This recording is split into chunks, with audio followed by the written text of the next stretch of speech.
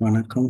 என் பேர் அருண். நான் பெங்களூர்லேருந்து ஐடிஎஸ்ல வந்து இந்த 4வது கோர்ஸ் செல்வங்களையும் சேர்க்க அப்படின்ற தலைப்பில் வந்து கம்ப்ளீட் பண்ணுறேன்.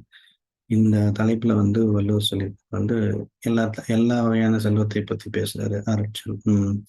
அதாவது அருட்செல்வம், பொருட்செல்வம், கல்வி செல்வம், மக்கள் செல்வம், அறச்செல்வம், அதுக்கப்புறம் வந்து ஆஹ் அந்த செல்வங்களை அனுபவிக்கிறதுக்கு உண்டான ம், நுகர்வு, அதாவது நுகர்ச்சி, ஊழ் அதெல்லாம் பற்றி வந்து ரொம்ப தெளிவாக வந்து வள்ளுவர் பேசுறாரு.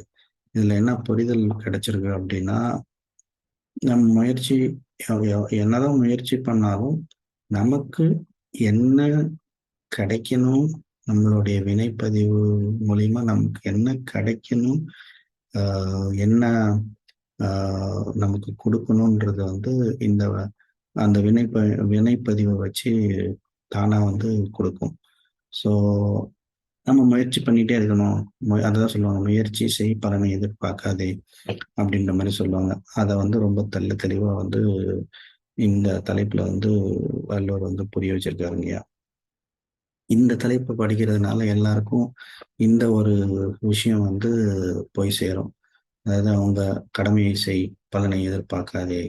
அதே மாதிரி நம்ம நம்ம ஒரு விஷயம் செஞ்சு அதனோட பலன் கிடைக்கல அப்படின்னா எதனால கிடைக்கல அப்படின்றது ஆராய்ச்சி பண்ணி அதுல ஏதாவது நம்மளுடைய முயற்சியில தவறுகள் இல்லை ஏதாவது கம்மியான விஷயங்கள் இருந்தது அப்படின்னா அதையும் கண்டுபிடிச்சு அதை சரி பண்ணி நம்ம முயற்சியை வந்து சிறப்பாக செம்மையை செய்யறதுக்கு உண்டான அனைத்து விஷயங்களும் வந்து இந்த ஒரு தலைப்புல வந்து ஆஹ் வள்ளுவர் வந்து இப்படிதான் இருக்கும் அப்படின்னு சொல்லி அழகா தெளிவா எக்ஸ்பிளைன் பண்றாரு இல்லையா.